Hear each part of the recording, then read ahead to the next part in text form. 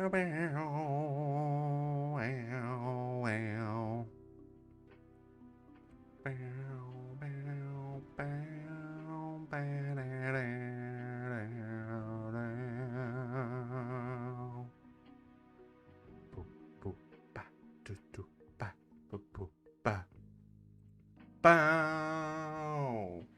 up, everybody?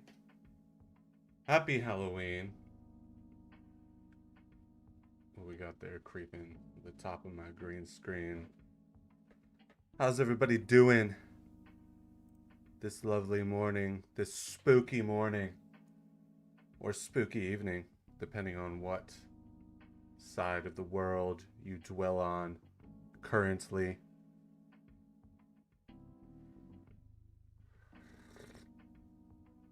Today, we have a very special project to work on together.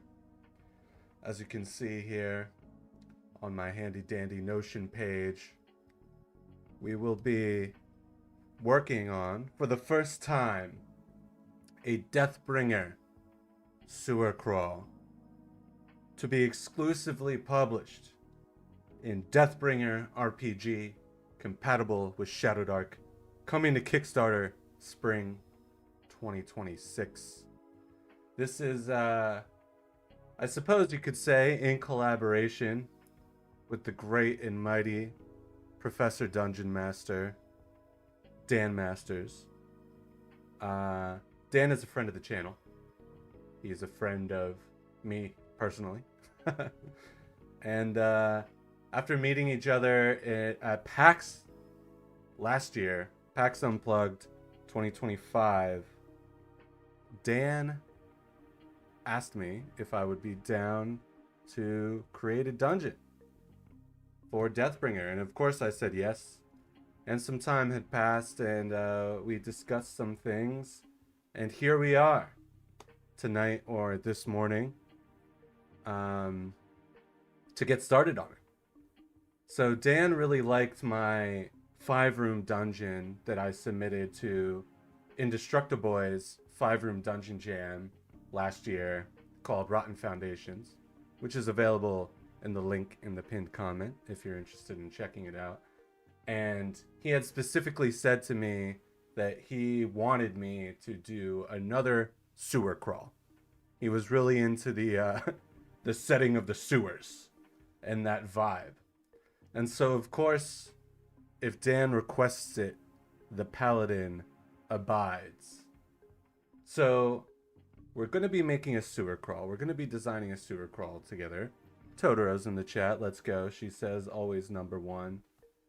Number one in this Paladin's heart and number one in the stream.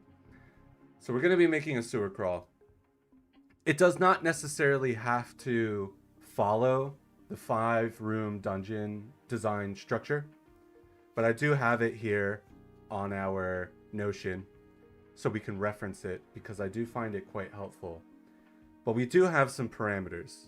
And of course, Deathbringer is a OSR style, rules light TTRPG, and so less is more when it comes to designing an adventure or a dungeon for a system like Deathbringer.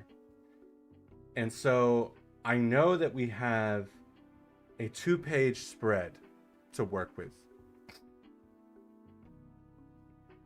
Excuse me, got a little phlegmy there. Oh, the Arcane Parlor rolls up. What's up, broski? Out with my wife, just popping in to say hi. Hope you're well. Right back at you, man. It's good to hear from you. It's been quite a while. Anybody watching the stream or checking out the VOD later on, definitely go check out the Arcane Parlor and hit this guy with a sub. He does great work, mostly focused on crafting, minis, and the like. But yeah, man, Trevor's really bringing back that kind of personable crafting vloggy style.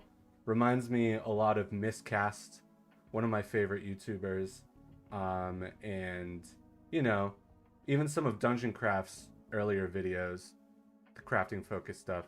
So go hit that guy with a subscribe if you haven't already. But yeah, as I was saying, less is more essentially, and we have a 2-page spread to work with. And what I'm thinking is one of those pages is going to be the map, the dungeon map, with like keyed information. So the game master will be able to look at the map and know obviously the general layout of the dungeon, but also be able to parse key information, locations, and things like that. And then the other page on the opposite side of this 2-page spread will be all of the room descriptions, any monster stat blocks, any ancient cursed artifacts, and the like. So we've got one page for the text essentially, and one page for the dungeon map. Tonight or this morning, or whatever it may be while you're watching or listening, I want to focus more on getting the guts and the skeleton of the text. So really start brainstorming and hammering down what is going on in this adventure, who are the major players in this adventure, and if we so choose later on, we can pull up Dungeon Scribe and we will start to kind of roughly hash out the shape of the dungeon map. But on that note, I do have a confession to make. I'm your fool, or I'm no fool. I don't know. Foo Fighters. But I am really bad at drawing, even maps.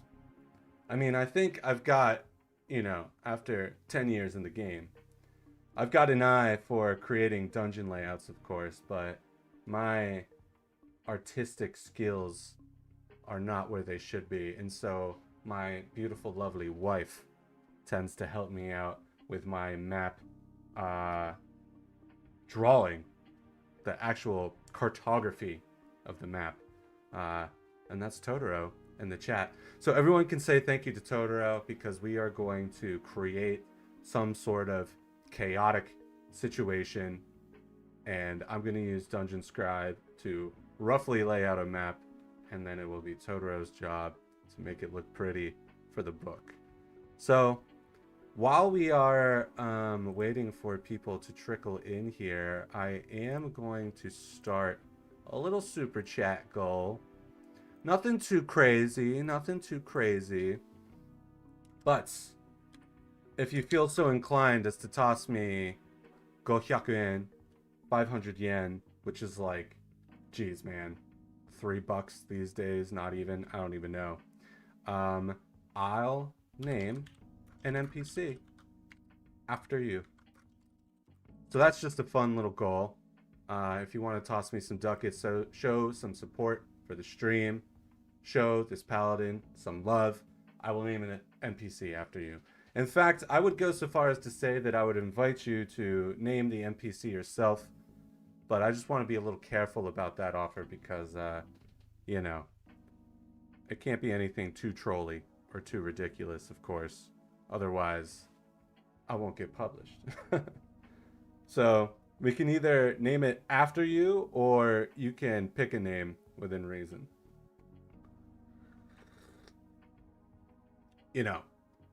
No like dick butt kiss type situations. Although I don't know if I would complain if we got any dick butt kisses around. So we're still kind of waiting for some people to trickle in, but I do also have permission from Dan, the man himself, Professor Dungeon Master PDM, to take a look at the Deathbringer rule set, at least in its current form.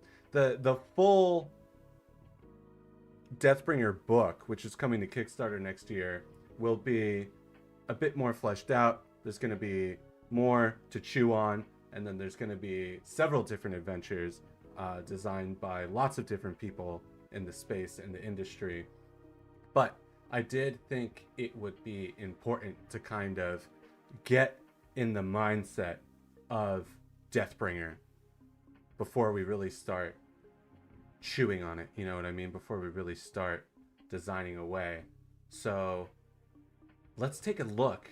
Let's see what we've got here. Of course, I have read through this before, and as you can see, this is what we're working with, guys. It's a 3-page spread. And what I really love about this is that it's designed to be like tri-folded, like a little folio thing here. So as Deathbringer says, "Fold, you fools." Amiga how to. So really, this is like everything we need to know to start designing for Deathbringer. And Deathbringer RPG is going to be compatible with Shadowdark. So we can also kind of reference that material and get into that mindset. And just as we hop in here, happy Halloween, everybody. I actually totally forgot it was Halloween for almost all of today here in Japan. I did have to work today, my day job. And yeah, kids don't really do Halloween in Japan. I mean, I guess they do, but trick-or-treating isn't really a thing as far as I'm aware. I've never had any trick-or-treaters in all my years in Japan. It's more of like an adult thing, or really like a college thing. People like to go crazy and make a fool of themselves in Shibuya here in Tokyo and whatnot. But yeah, I do appreciate the spooky season. I've been playing Resident Evil 4, like my umpteenth replay of that game, just to get in the spirit. So if you guys have kids, I hope they enjoy. If you don't have kids, I hope you enjoy. Watch a scary movie, eat some candy, do what you gotta do. I hope you're all feeling cozy. It's a cold and rainy day here in Tokyo. I've got a mug of chai tea. So yeah, let's just dive into it. Let's start reading through the rules a little bit here, and then I'm gonna show you these parameters that Dan has laid out for us, and then we can get rolling. Totoro, it's also pouring rain in Tokyo, so no fun for anyone today. Yeah, exactly. It hasn't been the best weather for Halloween, I suppose, but I kind of like cold, rainy weather. I'm kind of a weirdo like that. It's very vibey, very cozy. I was chilling on the couch playing Final Fantasy Tactics earlier with my Steam Deck. Just having a cozy little time. Namer's here. Happy Samhain. I have no idea what that's supposed to mean, but hell yeah. All right. Prepare to die, Namer. What is Deathbringer? Deathbringer is a streamlined, grimdark version of the world's most popular tabletop role-playing game. It is not a game so much as a kit. It's a toolbox of hacks to create a fast-paced, grittier game. These rules can be used by themselves or imported into any 5e game or OSR retro clone, or Shadowdark, of course. Feel free to pick and choose which rules you use. Think of Deathbringer as a secret sauce of your RPG burger. So I think that's important to keep in mind. Deathbringer is a very like modular situation. This is the older version of Deathbringer, of course. So really, it exists to be added on top of your favorite role-playing game. But why Deathbringer? We enjoy RPGs where death is a real possibility and danger lurks around every corner. We like PCs who are gritty anti-heroes struggling to survive in a hostile world. We also like games that feel less like a tactical exercise and more like movies, where players use natural language like, I sneak up behind him and stab him in the kidney, as opposed to, I move 3 squares and flank him for an opportunity attack. In Deathbringer, you are not limited by what is written on your character sheet. Deathbringer dice make it possible for any character to swing from a chandelier, smite an enemy, or turn a leg of mutton into an improvised weapon, because every character has a right to kill someone with a leg of mutton. I love it. Enough talk! Go and may your death be one worth remembering.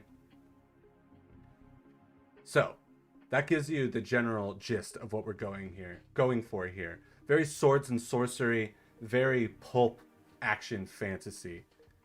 Some other important things to keep in mind. So although Deathbringer is designed to be modular, the full book that's coming to Kickstarter next year is a setting as well as a modular rule set to be kind of placed over top of Shadowdark. So I do want to keep in mind these different rules, these modular rules for Shadowdark while we're designing the dungeon, because of course we want our Deathbringer sewer crawl to feel like a Deathbringer sewer crawl. So with combat, Rounds are 6 seconds. That's pretty standard. Group initiative every round. You roll a d6. The highest roll wins. If there's tie, there's a simultaneous. If there's a tie, there's simultaneous attacking. Players take turns clockwise from the GM. That's pretty standard stuff. Everyone must declare actions in Magic. Users must declare their spells before initiative is rolled. That's very chaotic. If the Magic user loses initiative and is successfully attacked, the spell fails. PCs can move up to 20 feet and attack in one round. There are no bonus actions, but there are stunts. So maneuvers such as pushing, disarming, tripping, blinding, etc. The GM rules whether the stunt is possible, and if the player has advantage, disadvantage, or makes a clean roll. If the roll succeeds, the stunt is successful. So, such a great intro, mutton for the kill. Yeah, absolutely, man. So, obviously, very simplified, very chaotic, action-heavy gameplay. I think that's important to keep in mind, that the dice rolls happen before initiative is rolled, or I should say that attacks are declared before initiative is rolled. That is quite unique and something to keep in mind when we design some combat encounters here. We do have our basic, our standard ability array here: strength, dex, con, int, wiz, charisma. So we've got that to play around with. Spells, it says use any OSR 5e spells you like, but the PCs must find them through exploration. That is something to keep in mind. We're going to talk about that in a little bit when we get to lacing the dungeon with some treats and rewards and things like that. We've also got this cool corruption system. So you gain +1 corruption when you commit an evil deed or roll nat 1 when or roll a nat 1 when spellcasting. At 10 corruption, you have lost all humanity and you become a monster controlled by the GM. So for this dungeon in particular, especially because we're kind of starting this design journey on Halloween, I want to really play with this corruption mechanic, and we're going to see why and what I'm talking about in just a bit here. So healing, you use your DD, which stands for Deathbringer dice, to stitch up wounds after combat. Heal HP equals con every day for complete bed rest. We also have critical miscast. So if you're a spellcaster and you roll a natural 1, you re-roll the d20 and then you see what kind of critical miscast happens to you. Either the spell fizzles out, it backfires, and you take the damage or effect, or there could be a disaster on a 16 through 19. The caster ages 20 years, loses a level, gains a mutation, summons a hostile monster, disintegrates all armor within 100 feet, hits the wrong target for full damage, or something equally horrifying. And if you roll a natural 1 on your spellcast, which causes you to roll a critical miscast, and then you roll a natural 20 on your critical miscast table, then it is catastrophic. You explode in a shower of gore. Only Dan masters, everybody. So here are some examples of weapons and the damage that they deal. Yo, Axel, just woke up now. How's everyone doing? Chillin', man. You didn't miss much. We're just taking a look here at the basic rules of Deathbringer before we hop into the dungeon design proper. So it's good to have you here, man, and happy Halloween, Axel. You can see here, armor, it's pretty simple, pretty down and dirty. There's light, medium, heavy, like plate, or chainmail bikinis for medium armor. Classic Deathbringer right there. And then kill shots. So if a creature or an enemy dies, or you die, I suppose, you can roll on this table as well, and see what kind of kill shot you get. That's lots of fun. There's splatter and gore, or the Deathbringer. So powerful is your kill, a nearby enemy is also hit. Enemies who view such a kill are terrified and intimidated. So that's kind of like an exploding attack feature, where if you hit a nat 20 on your roll, you can keep attacking. Improvement, you get 1 to 4 XP per session. You level up at 10 XP. 100 gold pieces equals 1 XP. Very Moldve BX basic OSR style D&D there. And when you level up, you gain an additional hit die and a Deathbringer die. Once you reach 20 plus HP, roll new, hit die with disadvantage, no rerolls. And let's take a look at what the Deathbringer die is. So Deathbringer dice. Replace class features, skills, feats, and inspiration with your Deathbringer dice. So again, this is more if you are being modular with 5e, you basically replace all of your class features with the Deathbringer die. So you begin each session with DD or Deathbringer die equal to your level. A player can spend Deathbringer die to add d6 to any d20 roll, inflict an additional d6 damage on a successful hit, or absorb d6 damage. You may use multiple DD at the same time. Deathbringer die cannot be used to alter a nat 1 or used for initiative rolls. They are not replenished with rest, but respawn at the start of a session. And you can store up to 10 of them. So while Deathbringer definitely makes, as the name might insinuate, your game a lot more deadly, I do really like the Deathbringer die rule. And you can add this onto any game you play very easily. And it's just it's a fun way to give your players like a little bit more autonomy, some different ways to really get some extra oomph out of their rolls, but they're still based on a die roll. So there's still that element of random chance, which I really enjoy, which is a lot of fun.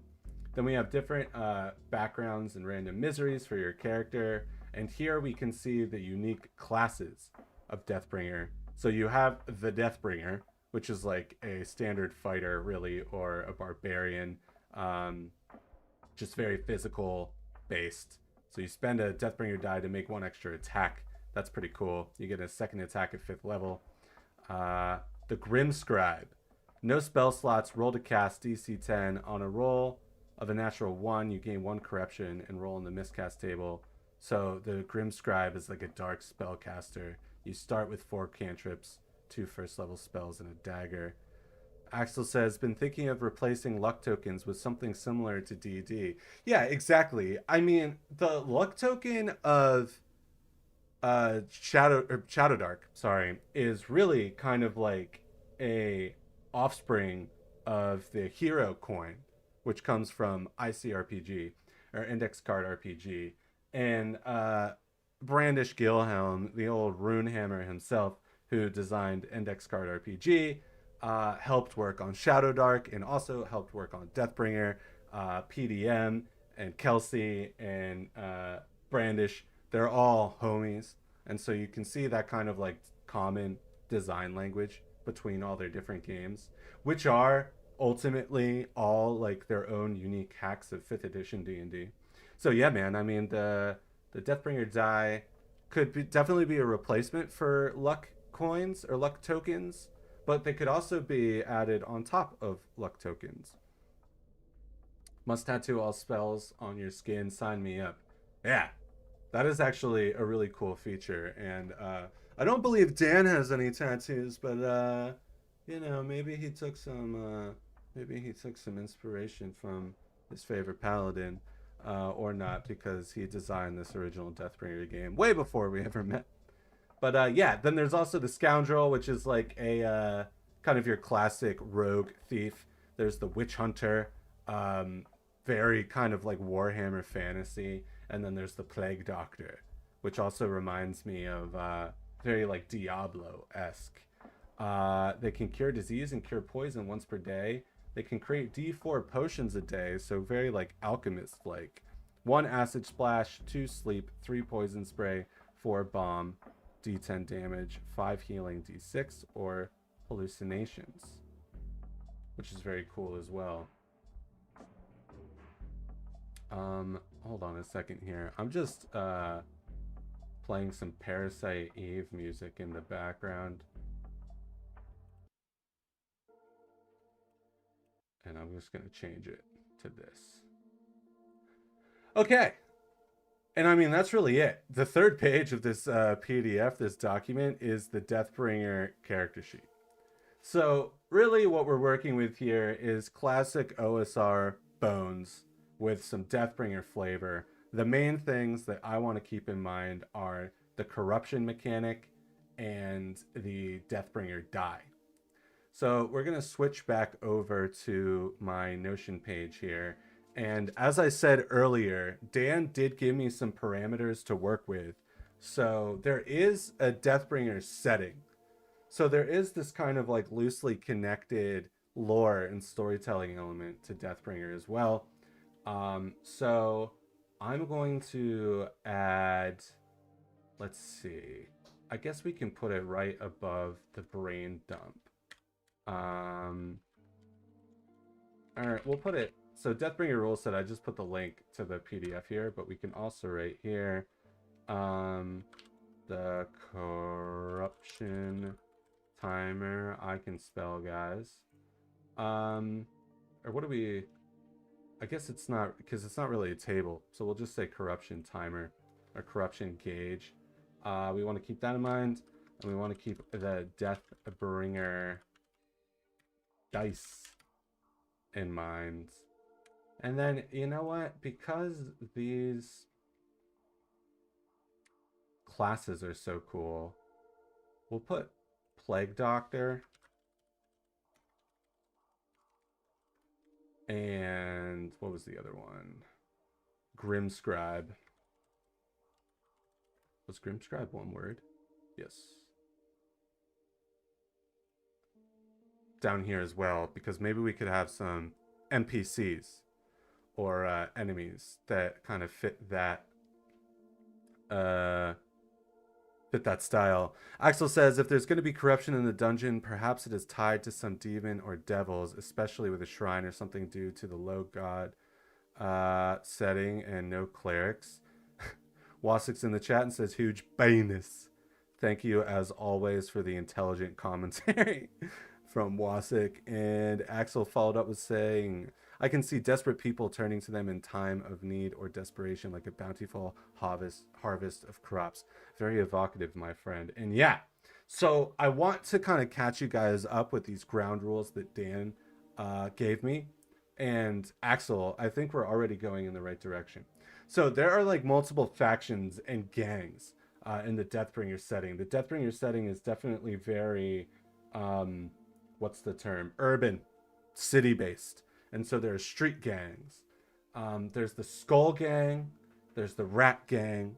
There's a Snake Gang, which I didn't write down here because I'm just going to stick to the Skull and Rat Gang, I think. The Cults of the Fallen Paladin is something of my own creation. It's a bit of a shower thought that I had that I would like to implement into this dungeon. And then we also have Moonstone and Moonsnow. So Moonstone is inspired by Warpstone from Warhammer Fantasy Battles or Warhammer Fantasy Roleplay. And it is essentially this substance that is pure chaos. It is condensed physical chaos, which is basically the source of magic in Warhammer Fantasy.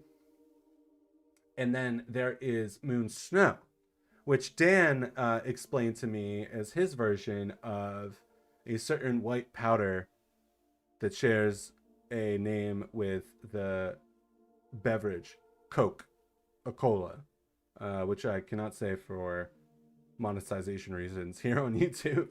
But that's really fun too. And I think we can play around with that because Dan also explained to me that the gangs will kind of pedal and move Moonsnow, I should say, which is powderized moonstone. I remember this. They are basically magic rocks and can be used as drugs. I remember from Dungeon Craft campaign videos. Absolutely, man. Exactly. And so I did pull up here the Warhammer Fantasy Wiki, just kind of this explanation of what Warpstone is, because, you know, Dan wears his inspiration on his sleeves. And as we said, it is Dan's kind of own version of Warpstone. But yeah, essentially it is like pure crystallized chaos. Crystal meth. I don't know why I was afraid to say the name of drugs earlier. I think we're okay. We're far enough into the stream. All right. And then so basically that's what Dan gave me to work with. He said, I want it to be a sewer crawl. I want there to be the Skull Gang. I want to have the Rat Gang And if you so choose, you can play around with Moonstone and Moonsnow. And then we also have the Cult of the Fallen Paladin. So this is the brain dump that I kind of came up with before the stream. These are just shower thoughts essentially that I've had thinking about this dungeon. So we have the Skull Gang, and truth be told, I don't really have a lot of lore about the setting or the different gangs. So this is all just kind of coming off the top of my head, and we can work with it from here. But I was thinking, you know, classic Skull Gang, humans that wear helmets and masks crafted from the skulls they've collected from, little do they know, the victims of the fallen paladin. Now, I'm not sure if Dan, like, if this is going to necessarily work exactly with his pre-established lore, but I think it's a cool idea to work off of. And we've also have here that they hide out in the sewers. They move through them to hide from the law. Then we also have the rat gang, and so hide from the law. And then we've already got the Moonsnow thing here. So we can right here, possibly moving Moonsnow through the sewers. Axel says, if this is going to be a sewer crawl, we need poop puns.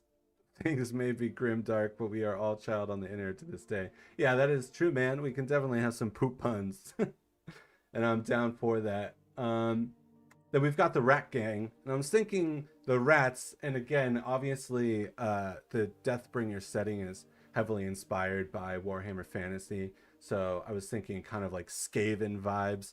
Maybe not like full-on mutated humanoid rats, but maybe humans that have some rat-like mutations. Maybe from using too much Moonsnow.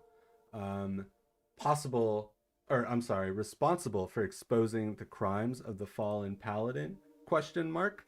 The main ire of the fallen paladin, question mark. And living in the sewers seeking peace and freedom. So the vibe I was kind of getting off the top of my head for the rat gang is that they are obviously, if they're kind of like mutated, horrific looking creatures, that they have been kind of admonished by society, rejected, rebuked, and they hide in the sewers, but they're not really looking for trouble. They kind of just want to be left alone. But the Skull Gang is moving Moonsnow through these sewers, and so that creates some sort of conflict with the rat gang. And then the Cult of the Fallen Paladin, of course, from yours truly, that's just a little flavor that I'm bringing to the party here. And I don't know, I just had this idea that resentful smite or vindictive smite sounded fun, sounded cool. So I was thinking maybe we can give the Fallen Paladin resentful or vindictive smites. And I was also thinking that the Fallen Paladin could be kind of like the boss of this dungeon. Whether he is like a resurrected undead paladin, or he is a paladin who was rebuked and, I'm saying rebuked a lot, but basically, you know, banished, broke his oath, and now he has these zealous squires who worship a paladin betrayed by his kingdom or faith.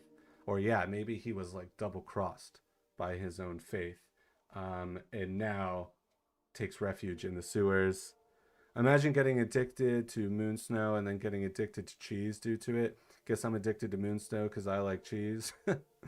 Fallen Paladin stuff sounds fire. I can see Vindictive Smite being the name of a song for an album. Yeah, exactly. I think Vindictive Smite sounds way cooler than Resentful Smite, personally. So let's lock in Vindictive Smite, and then there's these zealous squires who worship the paladin. So there are 3 factions, but again, we got to keep in mind that this is just a one-pager. This is a small dungeon. So I think these 3 factions are more than enough. And then, of course, we have Moonstone or Moonsnow. So the factions, I think we can start dialing them in here. We can take them from our brain dump and move them over to factions. So we've got the Skull Gang, the Rat Gang, and the Cult of the Fallen Paladin. And then other areas for us to start fleshing out and designing would be monsters, potions and artifacts, and I don't know. I just feel like I want to get one random table in there because again, it's a small dungeon. It's a very we got to be concise. We got to be short. We got to be short and sweet. But I love writing random tables, and what that random table entails, I'm not quite sure yet, but I think we can come up with something.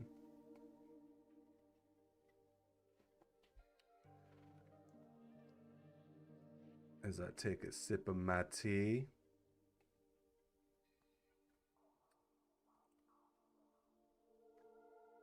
All right. And yeah, man, it looks like we've got a lot of lurkers in the chat. So don't be shy, guys. Come on in. The water's fine. Hop on in, throw in some ideas, and come hang. Although I understand for most of you guys it's probably pretty early. Oh, Elder Goblin's here. Namer says the paladin could be anchored to the location and wanders certain sections of the sewer. Good for random encounters, maybe on a timer. I don't know. Oh, yeah, kind of like you know what, dude? I was just talking to some coworkers the other day about Resident Evil 3 and 7 and 8 and like the nemesis kind of system, the monster that kind of like stalks you as you go, and it's kind of like so strong you kind of like have to run away, and that might be a cool angle. Elder Goblin's here. Yo, dude, stoked for this. What's up, man? I'm stoked that you're here. Happy Halloween. And Axel says, just learned that IKEA held a Tekken tournament in Atlanta. That's very random, but that's pretty cool. I like Tekken. Who's your favorite Tekken character? Mine is King. All right, so monsters, I think, as Namer has suggested, the Fallen Paladin works really well as a monster. And actually, because we have these three factions, but I feel like 3 factions for a one-page dungeon is already kind of a lot. So I'm also wondering if like the Zealous Squires are more like monsters as well. So rather than being a kind of sentient, intelligent faction, they're like undead squires, followers of the paladin who were killed maybe in some sort of purge when the fallen paladin was betrayed by his order, and they are maybe being used or manipulated by the Skull Gang, or the Rat Gang here in the dungeon. I don't play Tekken, but style-wise, King. Yeah, I mean, King is the man. They had a Tekken Uniqlo collab here. I don't know if the Uniqlo collabs are like international or exclusive to Japan, but they had like a really sick King shirt, and I really wanted to buy it, but Japanese shirts do not fit me at all. So that was kind of a bummer. The dungeon keys here. You're missing a trap section, bro. You're not wrong. What the heck was I thinking? Everybody say what's up to the Dungeon Key, also a good friend of the channel and a fantastic game designer. I worked with the Dungeon Key on his OSE conversion of Kavlov's Sanctuary, and he is the brilliant designer of the one and only. Where do I have? Where is it? I got it right here.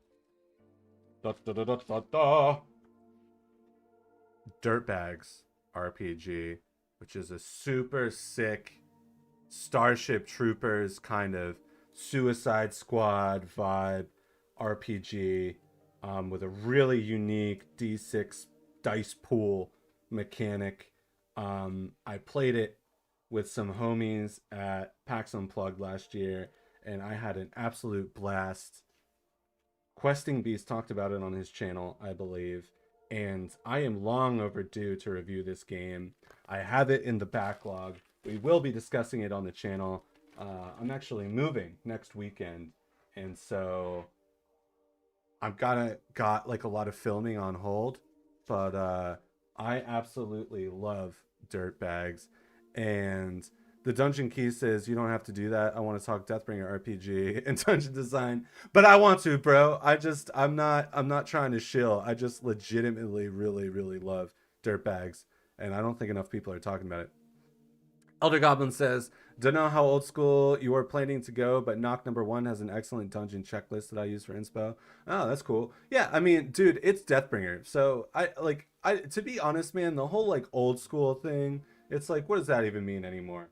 Old school, new school, whatever. I don't have Knock like in front of me, and I don't think I'm gonna go and like buy it on drive through right now. But that is a good reference to have. The Dungeons Key says thank you, of course, dude. And I missed Axel said something up there earlier. I like any luchador style character, but that's why I enjoy Luchador class by the Dungeoneers Pact. Yeah, yeah. Talking Tekken. But yeah, traps. We do need some traps, which was a good call by the Dungeons Key. So, and I'm color coding everything red because I want to. All right. And then we've got the lore and story. So I feel like we've already got some sort of narrative going on here. So the fallen paladin was betrayed.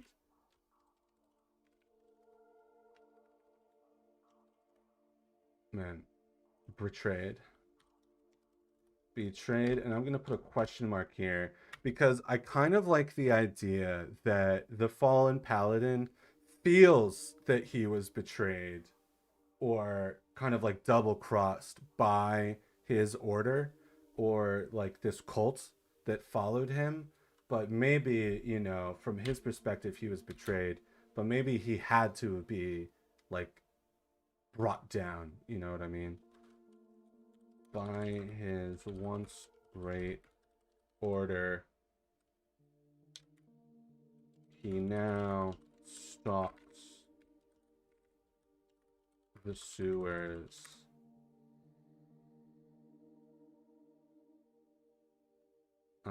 Like searching to smite down those who wronged him, something like that. His most zealous squires fled with him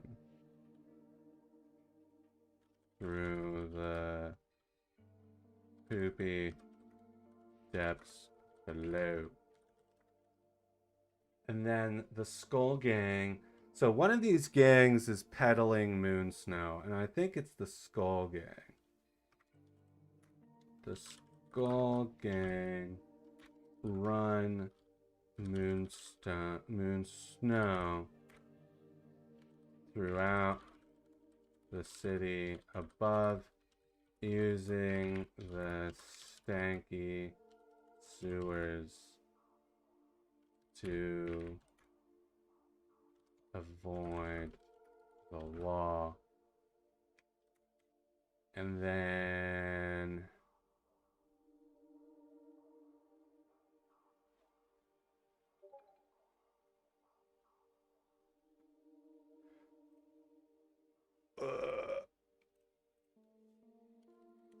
sorry, I just got a notification.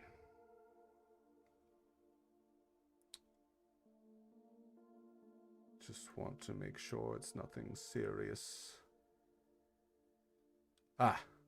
Thanks, man. Okay. The Stinky Sewers to avoid the law, and then the Rat Gang. The Rat Gang seeks refuge in the sewers. Seeks refuge from harassment and fear from the commoners above and the sewers below. Caught in the middle of this horrible conflict. They fight for their lives. And so whenever we've got a dungeon with like multiple factions, right? Really what we want to do is create a situation, because we can't forget that this is a dungeon to be played, right? So the players, the party, are going to be descending this dungeon, coming down in the sewers below, and then interacting with these different factions. And then depending on who they interact with and in what order and what they do, different results can happen, right? So we want there to be some sort of conflict going on between these factions that the players can get involved in. We need a poop trap for the poop jokes. Another trap can also be a rush of water that can happen behind the party when they need to run to cover or find something to hold on to, lest they be washed away. Dude, yeah, poop trap. Totoro says it's the corruption gnawing on his mind and he became paranoid, and that's why he got banished by the order, but in his mind he got betrayed. Oh, yeah, exactly. So it's like the fallen paladin was... Alright, let's do it like this. Under Lauren's story, we'll turn this into a toggle list. And then... So... He was snorting that moon snow, became paranoid, believes he was betrayed. But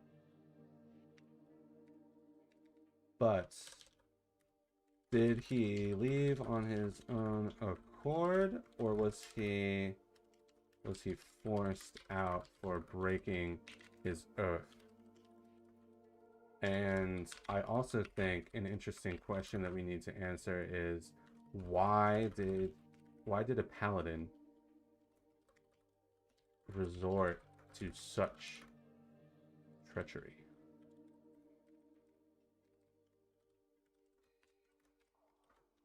It's actually really funny because Dan is an English teacher and he would probably be horrified with my spelling abilities. I think rat gang makes more sense, and it's why they're mutated due to the radioactive magic rocks. That is true. Conspiracy theory. The conflict is definitely over a wheel stanky cheese that has magical properties. I mean, the moon looks like cheese, so moonstone that looks like cheese makes sense. Bam, says the dungeon key. Also, I like to think the paladin uses moonsnow because he probably was overused as a soldier and turned to it as a form of relief and escape from PTSD. PTSD-like symptoms turn to it for relief. Yeah, actually, I was thinking about something similar, and that's a great point. And I like it when characters and monsters and NPCs feel real. I also, that is an interesting point, that the rat gang would be mutated from use of the moon snow. But then what is the skull gang doing? Rat gang just wants cheese. Also, I was thinking about the cheese angle. We can probably move this up to the brain dump section. Cheese, like in real life, cheese has crystals in it. Like Parmesan cheese, like real deal Parmesan cheese, has these like crunchy crystals in it. And I just thought of that. So like moon snow is powdered moonstone. Moonstone is a crystal. Cheese has crystals in it. Maybe they are like hiding the moon snow in the cheese. Also, hi Annabelle. Paladin says hi too. Okay. So the Skull Gang. All right. So are we saying that the Rat Gang is running? The Rat Gang is running the Moon Snow?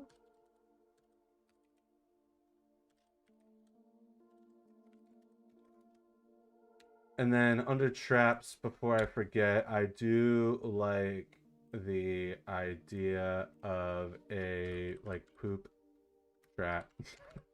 um which sounds ridiculous, but let us cook. Because I know what you mean. Poop trap, so like either fall into a pit of poo, if you will, and then the poo monsoon or the poo soon. I don't like that. Which Axel was also saying, like this giant like wave of shit comes like smashing through a door or something like that. A giant wave of, oh my god, I hit caps lock. They're gonna roll with it. A giant wave of poop crashes behind party, chasing them down as they go. And then monsters, the fallen paladin. We will turn this into a toggle list. And I like this idea that the fallen paladin stalks the party throughout the dungeon. And can be turned away through typical combat, but can only be defeated through particular means. And then like Nemesis from RE3, etc. And then I didn't necessarily like plan for this stream to be on Halloween or anything, but because it is a Halloween stream, um, sorry, I had music playing in the background, but I just turned it down because it was barely there. Oh, SNS Tim says good morning, sir. How are you? Um, but yeah, I didn't necessarily plan for this to be like a Halloween themed stream or anything, but because it is, and Resident Evil happens to be one of my favorite uh, survival horror franchises, or really favorite video game series ever, to be honest. It's like a fun little homage. Also, what do we think about maybe moving my whoop, nah, I guess it's actually better if I stay over here. Just want to make sure I'm not blocking too much of the text. Uh, Namer says, leaving the stream on, but I'm AFK, but it's a one page only. You have to think kinetic and concise. There's a large source of moonstone that was pushed into the sewer or smuggled in, but now grows. Now they all fight over it. Yeah, exactly. Um, exactly. We got to be concise, short and sweet. But this, like the lore and story and flavor, I think is a good way to start thinking about things. Um,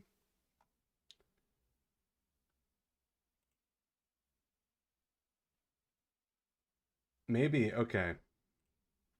So if the rat gang, I feel like so maybe the rat gang is like trying to create more moonstone through some weird like fermentation cheese process, right?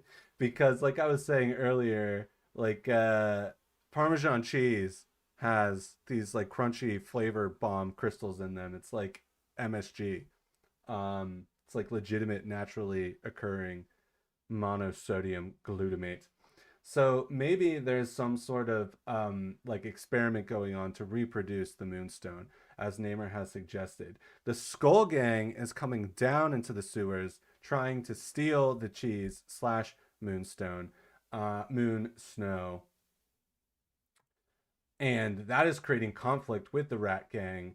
And then the Cult of the Fallen Paladin um, are also moving through. Maybe this is like the sewer was like the final resting place of the final fallen paladin, and he has been disturbed and kind of reanimated by all the activity going on down here.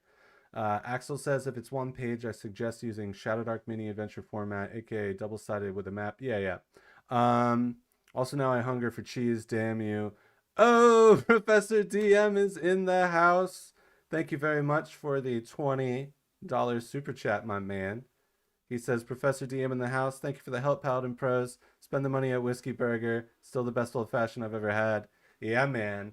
Um, I wish I could pull up that photo easily, but Dan and actually Namer was there as well. Namer's here in the chat, but Dan, Namer, and I had a fantastic burger in where were we? Nakano Broadway, in that general neck of the woods, and yeah, we had a fantastic old fashioned. I'm glad you enjoyed it, man. Thanks for being here. Thanks for the support. I appreciate it. And yeah, as Axel was just saying, I think you kind of missed the beginning of this stream where I explained it. But yeah, we've got a 2-page spread to work with. So the goal here is one page is going to be the actual map, and then the second page is going to be the text and the majority of the copy. So basically, we're going to have space for like a small blurb of the setup, and then all of this, like the lore and story that we're writing here, that is going to have to be conveyed in the room descriptions, in the enemy descriptions, the monster stat blocks, etc. So a lot of it is going to be implied, like a very kind of Dark Souls-esque storytelling. So it's not as if we're sitting here like writing a novel here. This is more just to kind of, at least this is how I roll when I'm designing a dungeon. I like to really get an idea in my mind of what's going on and then let that inform the rest of the design. Big hype for Dungeon Craft in the chat. Axel says, I had blue cheese yesterday with my boneless wings. Also, it's nice to see Professor DM. Yeah, man. I think I may like Wingstop blue cheese more than their ranch. Maybe a bit of a hot take. I don't know, man. If we're gonna keep going on cheese talk, at least in my neck of the woods where I'm from, putting ranch on wings is a sin. It's all about blue cheese. Also, Professor Dungeon Master with the super chat. So I guess Dan, I don't know if you're still listening, but as you've crushed the goal here, we can name an NPC after you. Although this is your game that we are designing for here, so let's see. Or you can like nominate a name. We'll throw that up here, and I'll throw the goal back up. But goal achieved. Oh, hell yeah. Goal NPCs. I feel like we're gonna have to make one of like the skull or rat guy's name Dan as a little Easter egg. And I'm gonna throw another goal up here because Dan absolutely smashed it. Start goal. Come on. So yeah, you guys watching, if you feel like throwing me a couple ducats, go Hyakuen 500 yen. It's like 3 something USD, I believe. Maybe not even. We'll name an NPC after you for the dungeon. Yeah, I did the same for my Vampire Chupacabra adventure I published for September zine. What's that? I'm not sure what you meant by that. Okay. Big hype for Dan. We all got sidetracked here. So I'm just going to retype this out to clean it up. But yes, I think, as we've decided, I think the Rat Gang, so the Rat Gang has been conducting some sort of twisted experiment in an attempt to recreate or grow their supply of moon snow. Skull Gang, having caught on to these, to this process, brave the sewers to steal the moon snow from the rat gang and peddle the snow throughout the city. And then little do either of these factions know that their petty squabbles have awoken the ire of the fallen Paladin. That's pretty badass. That's kind of like, so like as we've been saying, we've got, we have to be concise, we have to keep it tight. And I feel like that right there, I mean, obviously it's going to need some TLC and tweaking, but that right there is like a pretty good setup. Um but yeah, I'm part of a monthly zine and have been writing stuff for it since August, I believe. Made a randomly generating Minotaur maze that's system neutral, as well as a fighter subclass and now a Shadow Dark class. Oh yeah, that's awesome, man. I remember you were sharing some of that in the Discord.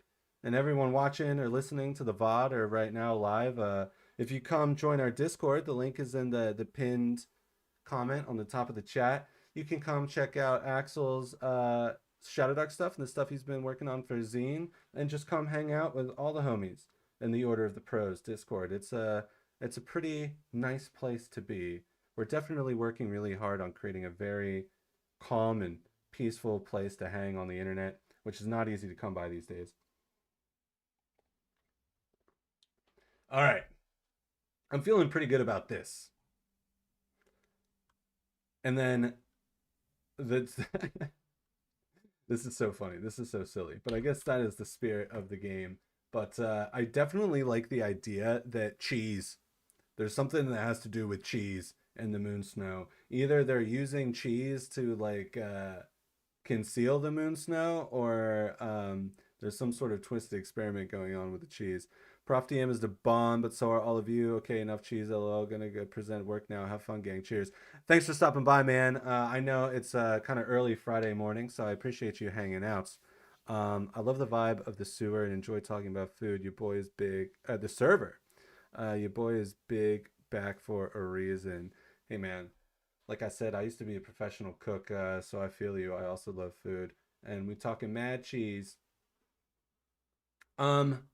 I feel like potions and artifacts. Okay, so in Deathbringer, magic items are and potions are incredibly rare, and I talked to Dan about this briefly earlier. They're incredibly rare. Players need to earn them, right? So they can't just be like handed out like candy or baby bell cheese, if you will. And they have to be cursed. They have to have some sort of negative effect. So as far as potions and artifacts and stuff go, I know for one, what I really want is the weapon of the fallen paladin. And defeating the fallen paladin will be no easy feat. But if the players manage to do so, they can recover the artifact of the fallen paladin, but it comes with a curse. And then I think the curse is like vindictive spirit or something like that, because the fallen paladin uses vindictive smite. So vindictive spirit. We'll say like curse vindictive spirits. And we can kind of decide or all kind of ruminate on what that means. But if a player picks up and uses the weapon of the fallen paladin, then they will be forever changed. The dungeon key says rat milk cheese. It grows on the walls, and Moonsnow feeds off of the cheese rind like mold, if you will. Yeah, nasty. disgusting. I love it. I guess so. That's the Fallen Paladin. All right, let's clean up this a little bit here. Um, but we'll make another section on the moon, snow, slash cheese experiments.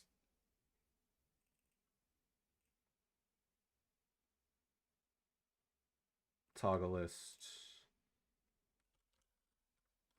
Rat milk cheese.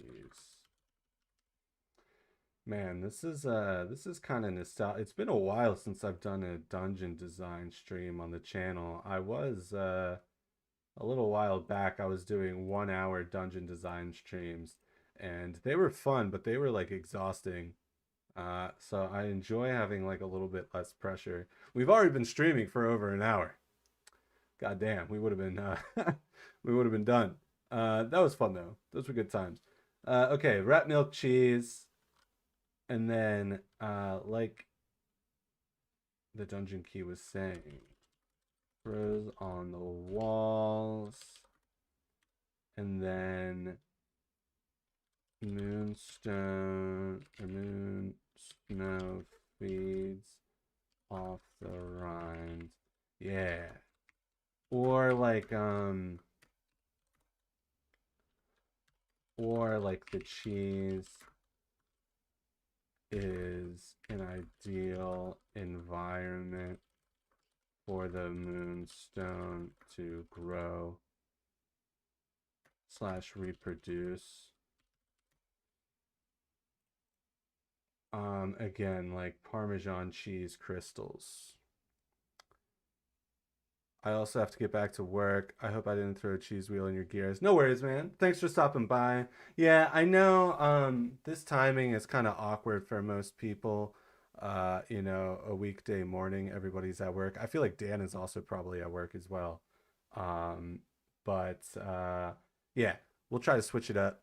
The moon snow has to be treasure obtained by the players, right, gang? Right? Yeah. I mean, you can definitely get your hands on some moon snow. Elder Goblin says, just lurking, got my kid, but this sounds like a fun dungeon or fungeon. Ho! That would get a -1 permanent to your charisma at my table, but no worries, man. Thanks for lurking. And yeah, like I said, I'm gonna try to switch up some stream times here. Um, my YouTube's analytics says that the majority of my viewers are on around this time. Um, so I feel like that's got to be true, but I also feel like it's probably because most of you guys are like browsing YouTube at work or like listening to videos in the background at work. So not necessarily the most ideal time for a stream, but um, I always have fun hanging out with you guys. I know I said it, but like, come on, Moonstone Greatsword as FromSoft reference would go so hard, IMO. Oh, I didn't see that if you said that before, but Moonstone Greatsword. Yeah, man. I mean, for the sword of the fallen paladin.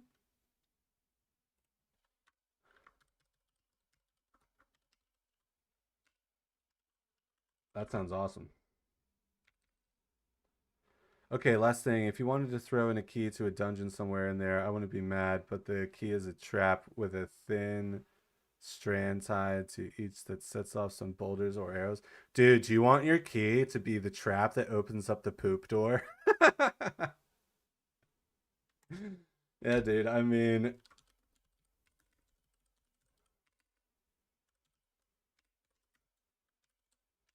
let me write that down. Uh, thin strands tied to tied to it that sets sets it off.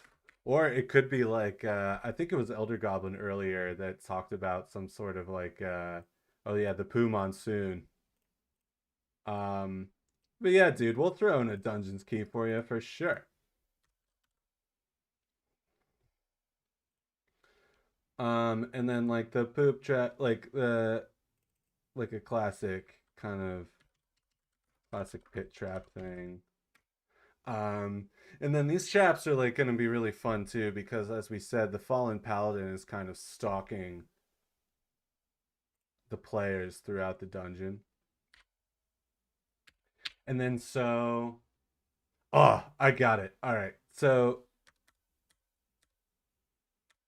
players find the dungeon's key somewhere in the sewer. It unlocks a door, but when opened, a torrent of sewage blasts forth, pushing the players down the hallway and into some sort of perilous hazard. That's going to be perfect. So the players, like, while they're exploring the dungeon, they can find this like really enticing looking dungeon door. They know they need to find a key. They find the key somewhere else or on an enemy or on an NPC or something like that. They get it. They're stoked. They open up the door. The door swings open, and whoosh, this torrent of sewage and muck and filth kind of blasts forth, slams into them, pushing them down the hallway that they opened. And then that can like alert the fallen paladin. It can push them into some other sort of trap or hazard. I think that's hilarious, and it's a great way to pay homage to our boy.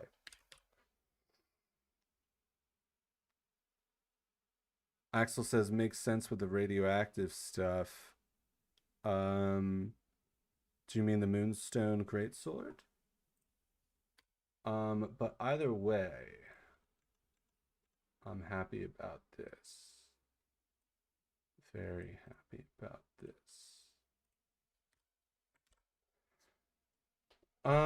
Okay. All right. I sent a link and I think YouTube auto deleted. Oh yeah. I'm not yeah, I guess I'm not sure if you can post links in the chat. My bad. I might need to look into that. Um Random table. Guys, do we do a random cheese table?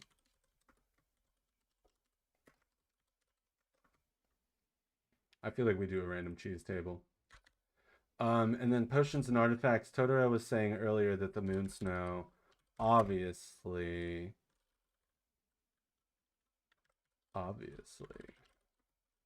some sort of moon snow concoction, was a link to the Great Mighty Pooh song. LOL, it makes sense. There's a talking monster like that too, to the radioactive moonstone. Random cheese table, hell yeah. Yeah, random cheese table. The Fallen Paladin. Yeah. Okay. And then the Zealous Squires.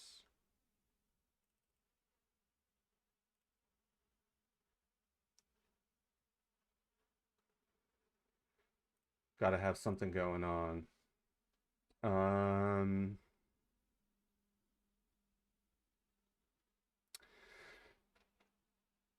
I feel like maybe the Zealous Squires, there's just like a room where the fallen paladin was like laid to rest, and then that's the Zealous Squire. Excuse me, burping. The Zealous Squires were like locked in that room, locked in the final resting chambers of the fallen paladin reanimate when disturbed. And then I feel like that could possibly be linked to the Dungeon Keys trap.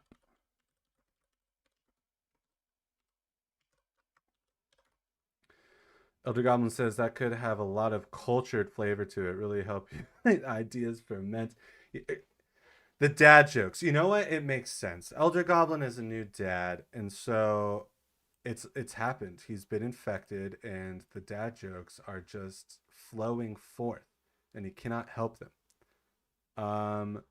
Totoro says, okay, but also cheese as a treat heals 1d of HP. Maybe the eating a block of good cheese gives you a Deathbringer die. You may use. I can't remember. What did we say? How do you get a Deathbringer die? So you just start each session with it equal to your level. You may use at a time, but you can store up to 10. So I guess they can just be handed out. So yeah, we could have like a death. Oops, that was my Discord.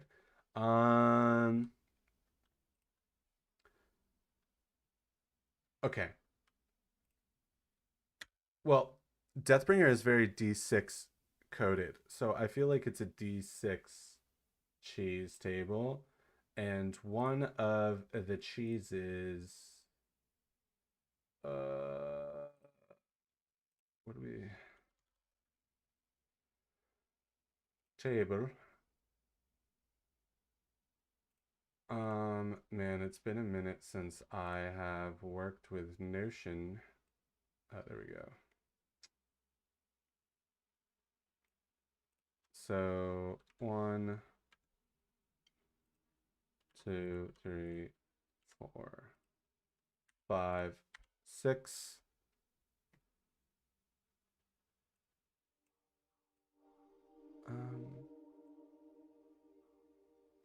Sorry, I'm just. I don't know. Do you guys like the music? I turned the music back up because I forgot it was playing. But let me know. If it doesn't really matter, I can just leave it off. And then one of them will be Deathbringer cheese. Or Death Gruyere. Elder Goblin. Huh? Huh? Death Gruyere cheese? How do you spell Gruyere? Gruyere. Jeez. Jesus. Not even close.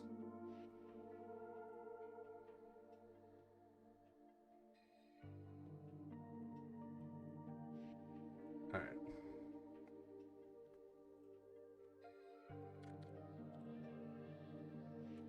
Dude, Death Gruyere, I'm really proud of myself. I'll just send the link in the meme channel. Yeah, I'll check it out later, Axel. Moonzarella Gruyere. Yeah, dude, you nailed it. But I also don't believe for a gosh dang second that you didn't just Google. Grimlore's Gaming Layers here. Howdy, 7 a.m. for this part of the world. Did anyone catch the Glass Cannon Shadow Dark live play? First session was last night. The session 0 was last week. Highly recommend. Dude, mad people have been talking about it, man, and I want to check it out. I briefly clicked on it earlier today while I was working from home. But unfortunately, while I was working from home, I had to do that really annoying thing where I have to work from home, and then I was like distracted. I wasn't really paying attention. So I'm gonna have to check it out later. But yeah, I have a couple people who have sent it to me already, and I'm glad to see Shadow Dark getting more like mainstream recognition, man. And the Glass Cannon Network makes great stuff. I have to watch the live play. I like session 0. Yeah, I gotta check it out. I saw that Kelsey commented on it, so that's cool. Elder Goblin approves of the pun. I approve of you, bro. So maybe the Death Gruyere, like eat this cheese, gain 1 Deathbringer die. Moonzarella.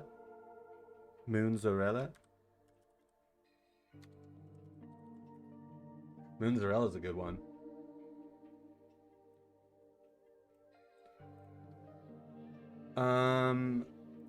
And then yeah, random cheese table. It's not a question anymore. It's happening. D6 random.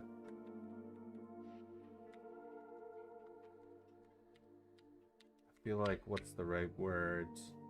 I don't want to say exotic, but adventurous. Jesus. My God. GCP is the only live play I've somewhat kept up with. Excited to see a merger of two things I love. Right on. Chat, what are we making today? So Grimlore, if you scroll up a little bit, you can see our homie Dungeon Craft was in the chat with a massive super chat that we appreciate. But yeah, we are designing a sewer crawl, kind of going back to my roots, but specifically for Deathbringer, which is the new Shadow Dark book coming to Kickstarter next spring. So Dan has hired me to design a dungeon to be published exclusively in Deathbringer, which is very cool. And I've been talking to him about it for a while, and I kind of miss doing these dungeon design live streams with you guys. It's been a while since I've done one. So I asked Dan if he would be cool with me doing a dungeon design stream while I work on the dungeon. He said he was cool with it, and here we are. So yeah. Elemental. Oh my god. Oh, we got mad cheese puns. I see. Yeah, the professor is so stoked for that Kickstarter. Congrats on me. Thanks, man. Yeah, I was honored to be asked to do it. And here we are, writing cheese puns together. I'm not sure that's something that Dan ever expected, nor did I. But we're gonna make it happen. And because it's a cheese pun, I'm gonna make this text yellow, or cheese table. Gorgonzola.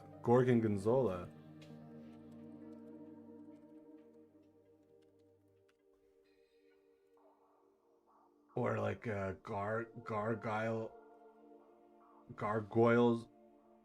Gargonzola.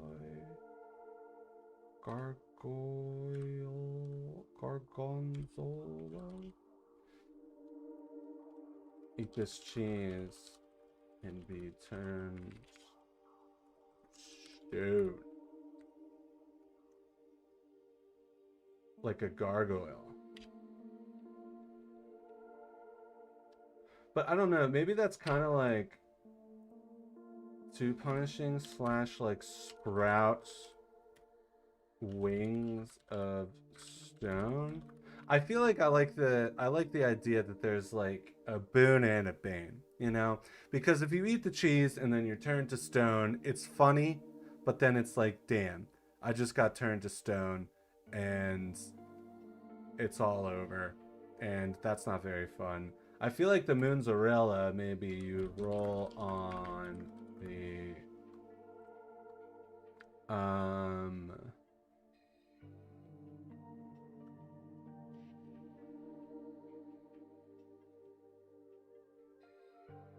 it's the mozzarella. If that is like super influenced by the moonstone magic vibes, then there has to be some sort of very chaotic repercussions.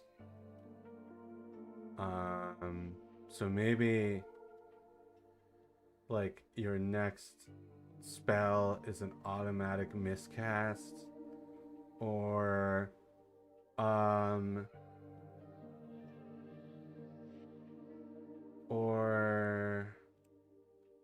like roll a d6 on a 1 through 3. Your next spell cast is an auto crit. On a 5 through 6, it's an auto fail. Something like that. Maybe. Monster Mash. That's a good one. I thought of swapping feta with you, but yeah, that's a bit much. LOL. Man, this reminds me of like way back. This was like 3 years ago. I did like an ICRPG adventure called Snot Snack Attack, which I've really been meaning. I really should convert that over to another system just for fun. But I had this like herb garden random table, and that was really fun. Um, so we've got Death Gruyere, Moonzarella, Gargoyle. How do you spell gargoyle?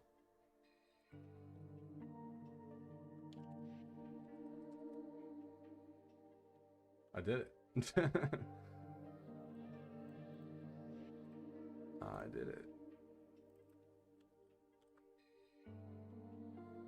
Gargoyle,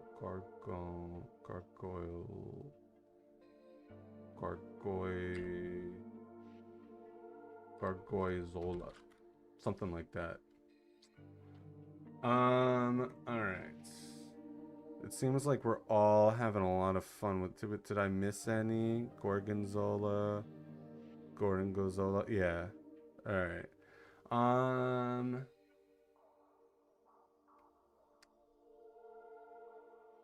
Or what if like if you eat the gargonzola, you become a gargoyle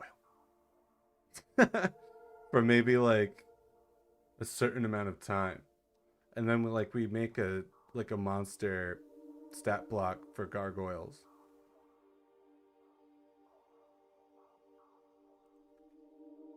I'll just write this here. So yeah, I mean, obviously the goal this evening or this morning is not to design the entire dungeon, but this is just to kind of start getting the juices flowing. Do we have any other cheese ideas? What other cheese? Gouda is my favorite cheese.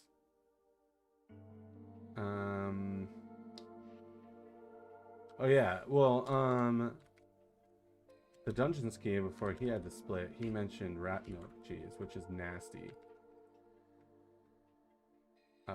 So we're gonna put that down here. Rat milk cheese.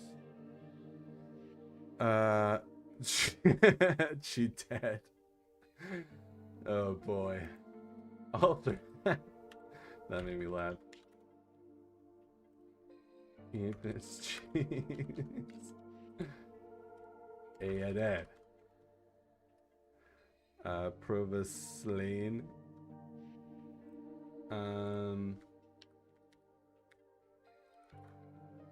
Rat milk cheese. And then maybe eat this cheese. Game favor with the rats gang. Something like that. And then we can leave this here. All right. So I think we've been going for like an hour and a half here. I'm probably gonna take a quick break and then come back and kind of review what we have and kind of clean things up. And I do want to maybe start thinking about some encounters. But I will probably call it in another half hour or so because it will be midnight here in Japan. And your boy is getting sleepy. But we're making some good headway here. Alright, so I will leave you guys on the cheese table for just a couple minutes, and I will be right back.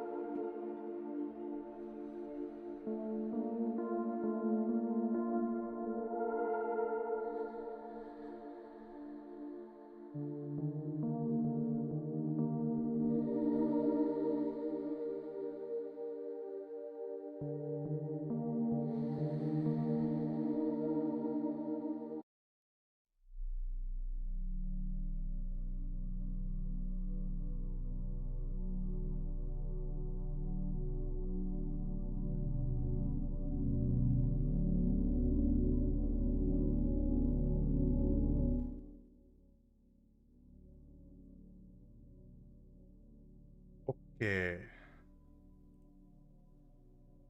What up? I'm back. Rat Kata. Ew, dude.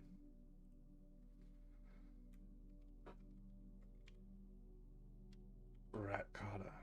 Man, I don't know what it is about D&D players and puns, but D&D players love making puns.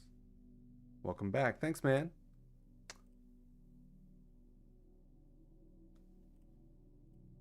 Thanks, man.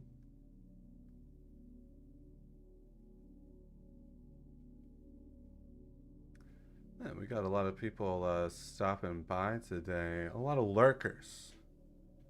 It's always something that I'm curious about is how to get people more active in the chat, but I suppose, you know, I think a lot of it has to do with the timing, which is totally understandable. Sorry, I'm just checking some things here on my other screen. Seeing the memes that Axel's posting in the Discord.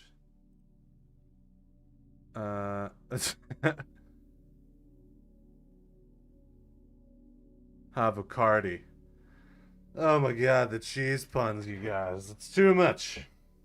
It's too much. Moonstone Greatsword. Maybe we can think about what the Moonstone Greatsword does. Is Greatsword one word or 2 words? I guess it's 2 words.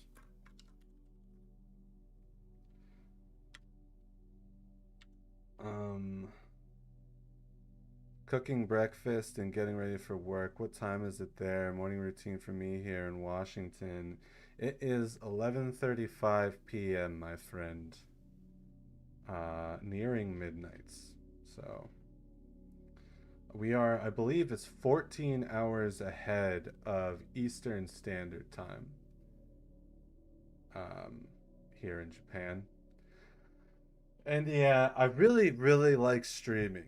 It's a lot of fun, but being a streamer with a Western audience based in Japan definitely presents some challenges as far as timing goes.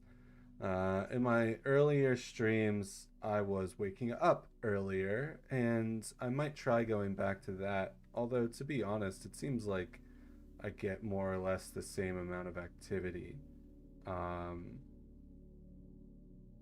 Whether I wake up earlier or later. The really active time for my audience is like 3 o'clock in the morning for me, my time, and obviously that's just not super viable. If it's going to be a FromSoft reference, it's going to have to do 2 things. 1, glow, and 2, shoot a beam when swung. An example is near range 30-foot beam attack like Link at full hearts with a Master Sword. Yeah, I think if we go that far, we might be kind of like losing the Deathbringer vibe a little too hard, to be honest. Or if it's something that powerful, then there has to be some like serious repercussions. But I definitely think it should glow like a full moon. That is for sure. And then maybe it has like its surface is cratered. And we can just write it like this. Like, its surface cratered.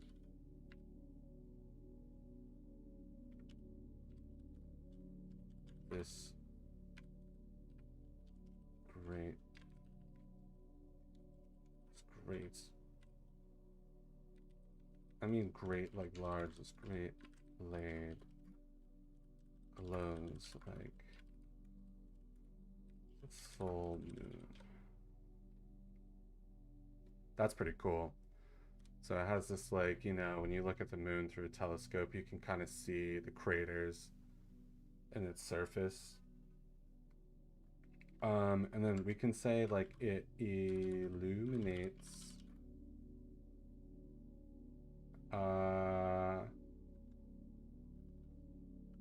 be like 30 feet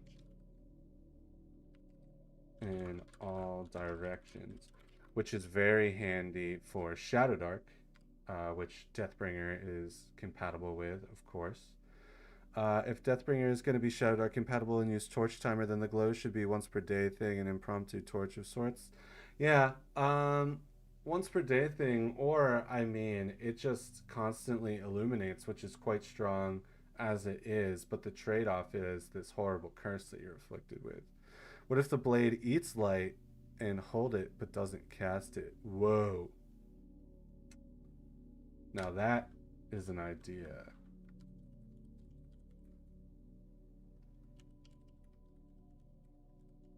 Eats light. Maybe it can be like stored, right? So like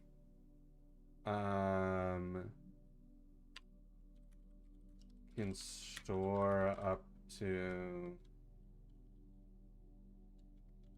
D6 hours of light. Is that like way too much light?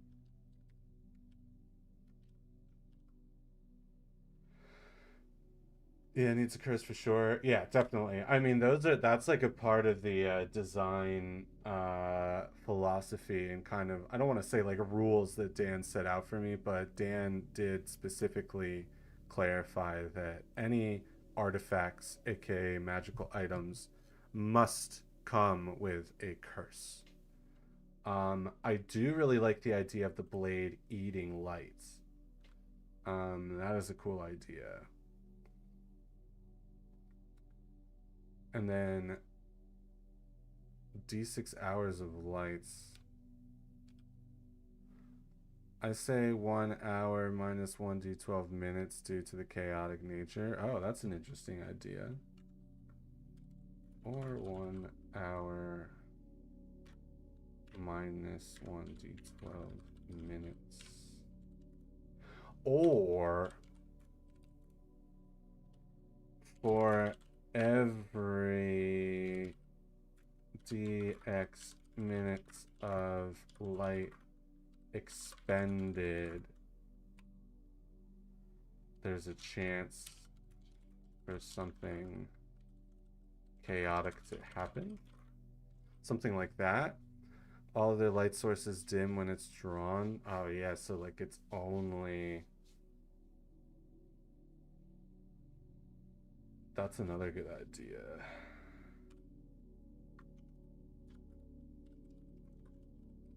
I would say extinguish, though. Extinguish in its presence. All other light sources extinguish in its presence. That is... I mean, that in itself is definitely kind of a curse, especially for Shadow Dark. So if it's drawn, if it's out, there can be no other light sources. But then I also feel like I'm kind of like, well, does that really matter? Because you've got the sword, so that could be.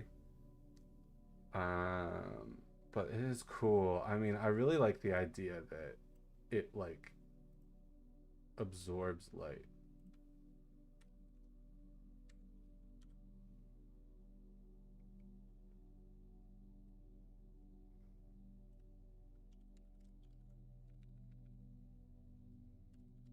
I didn't mean to caps lock that, but we'll take it. Absorbs ambient light.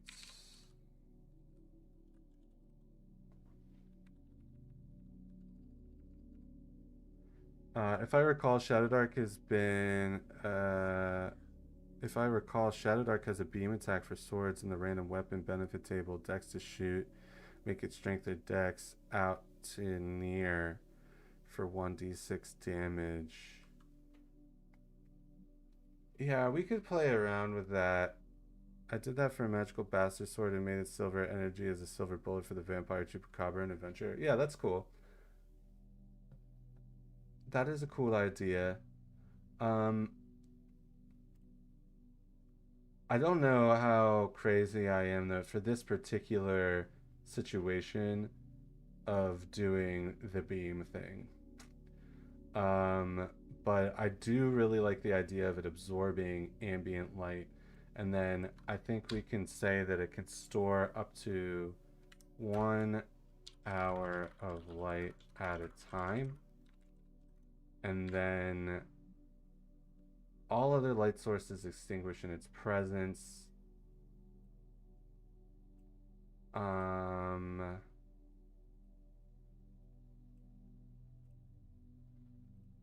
And then like, so it can store 1 hour of light at a time. I think when sheathed, the timer stops. So it's like you can unsheath it, use the light, and then sheath it to kind of conserve the light. And then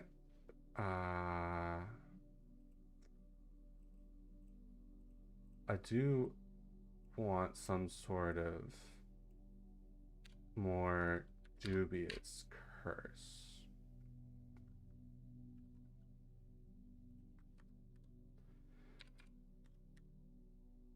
But if we can't think of something right now, we'll just leave it like this.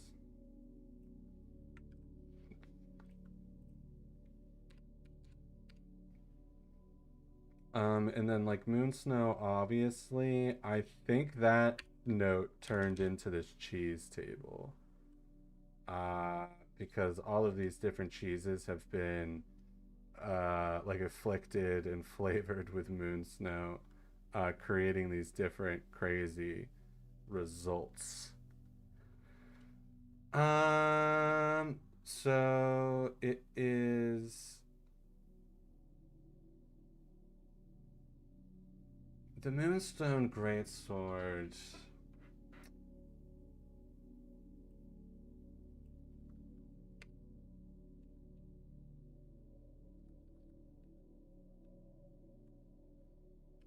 It's gotta have like a cool name.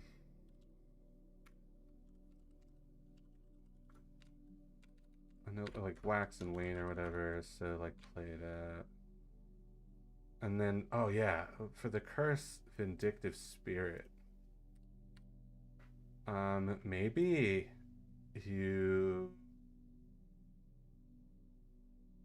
gain D6 corruption points. Okay, so either like when you grab hold of the sword for the first time, you gain 1d6 corruption points, which could be crazy because that could be in one roll over half of your corruption gauge meter, something like that. And as I had teased in the beginning of the stream, I definitely wanted the fallen paladin to have something to do with corruption. Or it could be whenever you use the great sword, you gain 1 point of corruption. Axel says maybe whenever you gain corruption, you gain an additional 1. Or yeah, that's also an option. So for every corruption, you get 2 corruption. Maybe it needs a check or something, or you gain corruption for each time it's drawn. Maybe enemies are drawn to you. Yeah, I think so. And the name of the curse is Vindictive Spirit.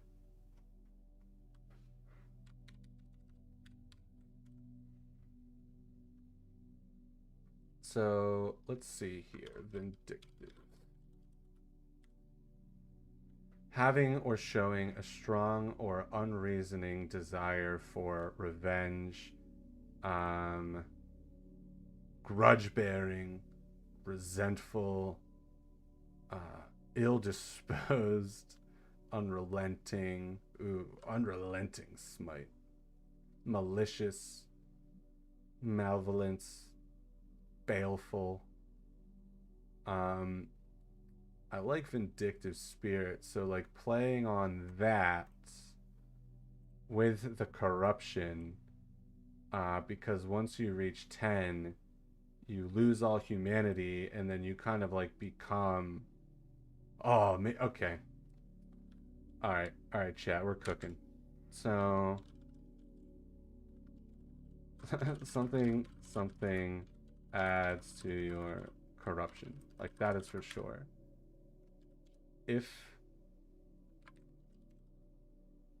When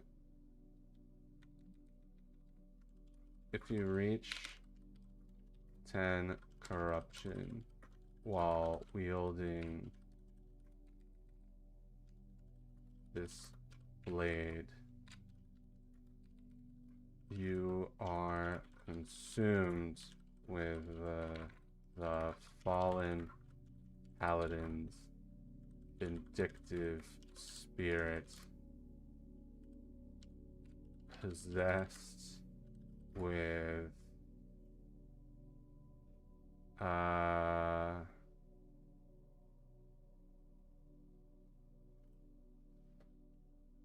resentful grudge.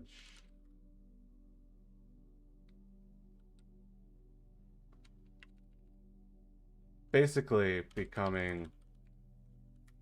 This is not going to be like the final copy in the book. This is just like notes, but becoming possessed by the fallen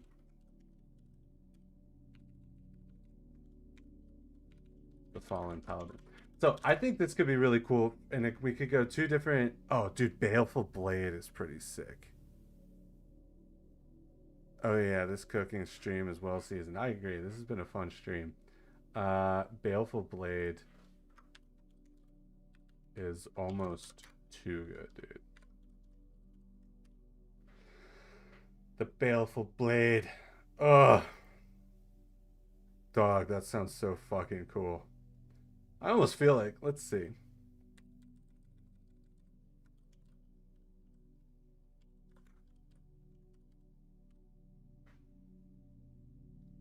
Yeah, I mean, not that we can't do it, but yeah, I knew it. It sounded familiar. Go away, Wowhead. Here we have the Baleful Blade, the Horseman's Baleful Blade. Which looks pretty sweet, actually. How do I get this? Don't get distracted.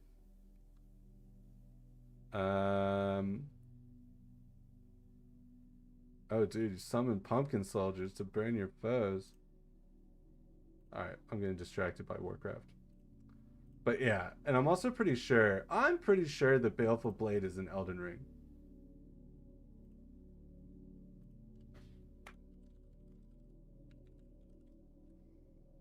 Oh, Baleful Shadow.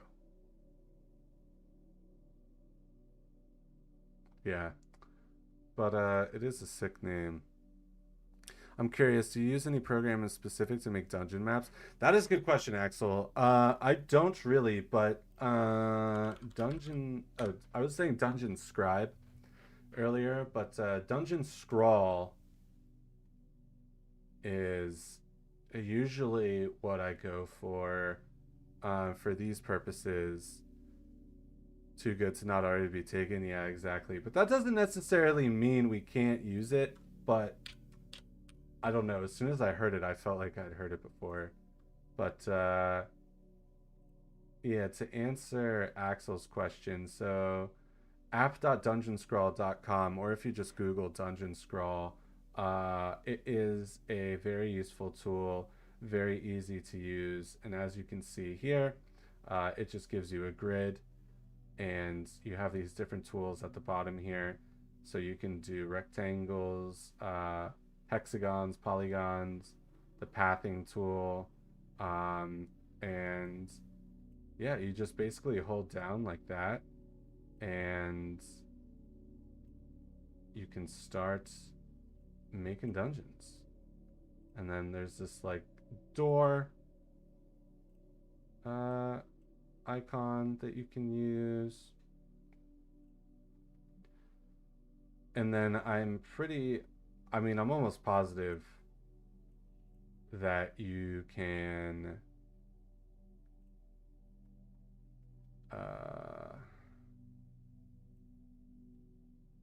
I'm getting distracted, but this is just to kind of like show you the possibilities. But you can export this from the web app here.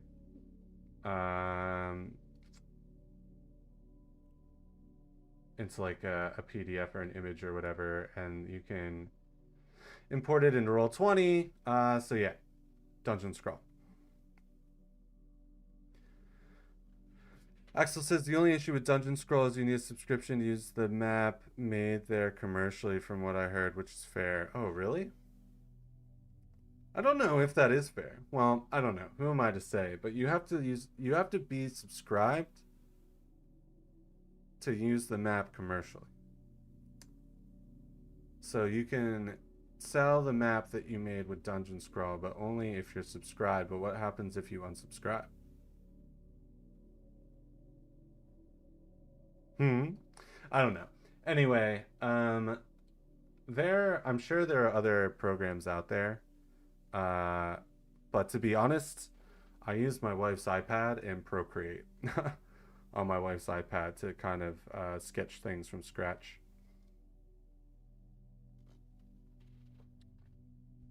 I also have this Traveler's notebook, which I really love, that comes with these different modular mini notebooks. And as you can see here, I didn't even fill it out from here, but it has like graph paper. So this obviously isn't a program, but going analog. This is actually the map of another dungeon that I designed on stream, the Hive of the Firebee Queen, which I really need to get around to finishing and publishing. I'm actually planning on tying it in to my homebrew setting, which I will be announcing here on the channel shortly. Sorry, I got distracted. That's what I heard. It's why I ended up using Dyson logo for my adventure. Yeah. Oh, so you just used like a random Dyson logo, Matt? Dyson logo is also great.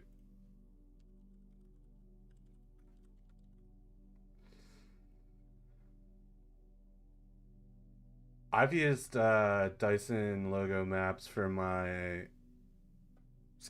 homebrew main campaign. Really handy. You just pick one out and then reflavor it however you want.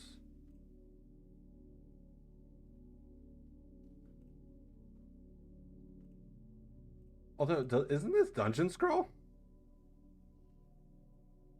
Like, these maps look like they were made in Dungeon Scroll to me.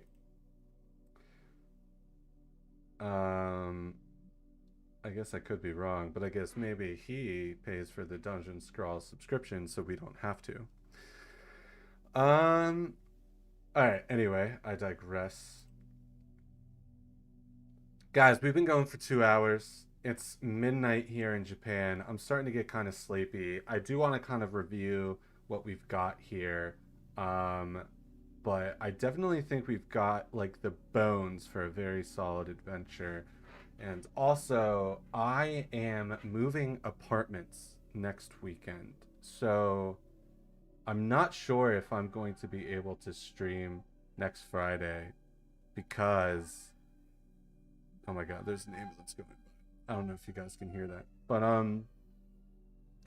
one nice thing about moving into this new apartment is that hopefully I won't have to deal with the noise of ambulances going by as much anymore, but it is right by a train station, so there will be that. But I digress. I am moving next Saturday, and so I have been streaming on Friday nights here in Japan, Friday mornings for you guys out in the West, and I move next Saturday, so streaming next Friday might be difficult just because I might have to pack up my PC. I'm not sure yet, but I have been really enjoying streaming since I've came back from my impromptu hiatus. It was a fun stream. Good night, man, and sleep well. Hope the move goes smoothly. Yeah, thanks, dude. Um, so yeah, like I said, I'm gonna try my best to stream on Friday. If not, I might be streaming on Tuesday, because according to my analytics, that's another good time to hop on stream. Um, whether or not we come back to this dungeon or not remains to be seen. I think what I would like to do is get it a bit more in working order, and then maybe we can do like a follow-up stream to see, like, when I start really like writing out uh, the room descriptions and stuff like that. Or I might just pop back on Tuesday or Friday and play some game with y'all. Um, but yeah, the stream is kind of winding down here. I'm getting sleepy. I wanted to try to go a bit longer, but my brain is quickly giving out on me.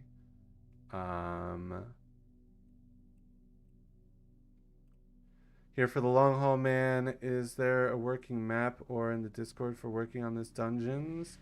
That's a good question. So I should we have Dungeon Scroll $5 a month for commercial license, I guess. That's kind of whack. I really don't know how I feel about that.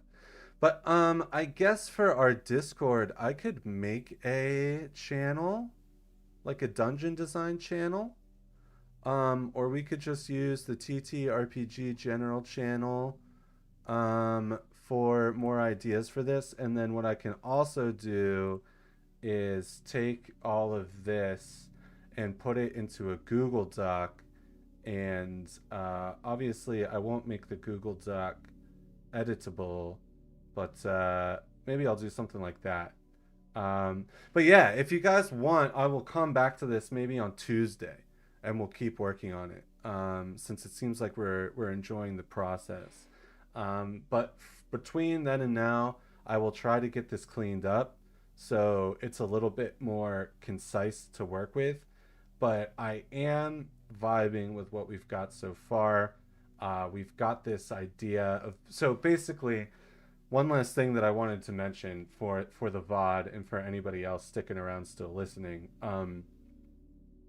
So Deathbringer, the setting, like we mentioned in the beginning of the stream, is heavily influenced by Warhammer Fantasy, and so it's a bit more like low fantasy, right? There's not like a whole lot of high magic going on, but I like the idea that this, like, the fallen paladin is from a more ancient order, and he perhaps like died long ago, and so this sewer, this city that Deathbringer exists in, was kind of built on top of this tomb or lair in which the fallen paladin retreated back into after he was betrayed or not betrayed. I guess that could be another interesting angle, and perhaps he was like one of the first to use moonstone or moon snow.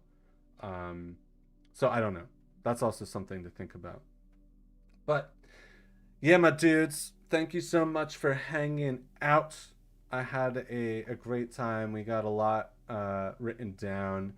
Thanks again to Dan, not only for coming by and hitting us with that dope super chat, but also supporting the stream, tossing your boys some ducats to work on this dungeon. And most of all, thanks to all of you guys for sticking around and hanging out with me. I have been completely blown away by the support for the channel since publishing my most recent video. I know that it ruffled some feathers, but at the end of the day, the impact that it's had on people has been really touching. And I've got plenty more work coming to you guys in the pipeline. There is a really exciting project that could potentially be happening. I can't talk about it yet. Uh, Whether it happens or not, I will eventually be able to tell you guys what that was all about. But definitely send positive vibes to your boy because there's some big things on the horizon either way. Grimlore says, "Can I rewatch this today so I can toss ideas in the chat?" Better asked, "Will this be archived video?" Yes, all of my live streams are archived on the channel. I can show you right here actually. So if you head on over to my channel page, you can see that we're live right now. But over here in the live category, this is where all my live streams hang out. So you'll be able to go in there and check it out. And then, yeah, man, either throw ideas in the comment section or hit us up in the Discord. I love that video. Like I said, we need to make a stance and announce where we stand in history. We are in those times today. Nux. I could not have said it better myself, man.